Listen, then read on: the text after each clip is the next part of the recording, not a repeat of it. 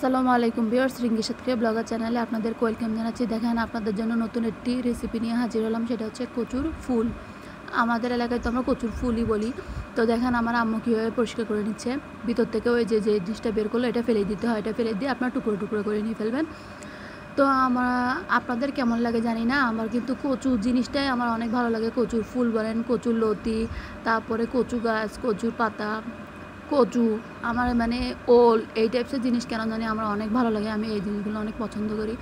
আর যেহেতু আপনার মানে শহরে থাকলে, নিজে থাকলে বা নিজের বাসায় একা একা খাওয়া, পরিষ্কার করা, কাটা বাছা এগুলো অনেক কষ্ট।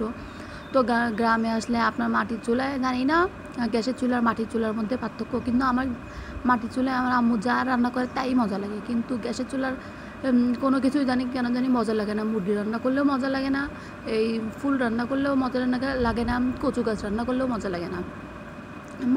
মাটির চুলা রান্নার স্বাদই আলাদা। কিন্তু এই যে কচুর এই ফুলটা কিন্তু আমার আম্মু হালকা পানি দিয়ে সিদ্ধ করে, একবার মানে কিছুক্ষণের জন্য সিদ্ধ করে পানিটা ফেলে দিয়েছিল, না হলে নাকি একটা পচা গন্ধ বেরোয়।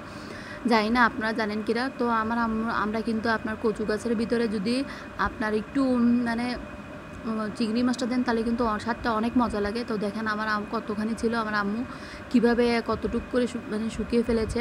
আর এর ভিতরে একটু লেবু চিপিয়ে দিয়েছিল, কারণ এটা কিন্তু গলা ধরেছিল না। তারপর আম্মু বলছিল যদি গলায় লাগে, তাই আমার আম্মু কিন্তু একটু লেবু দিয়ে দিয়েছিল। আর রান্নাটা এত মজা ছিল বলার বাইরে।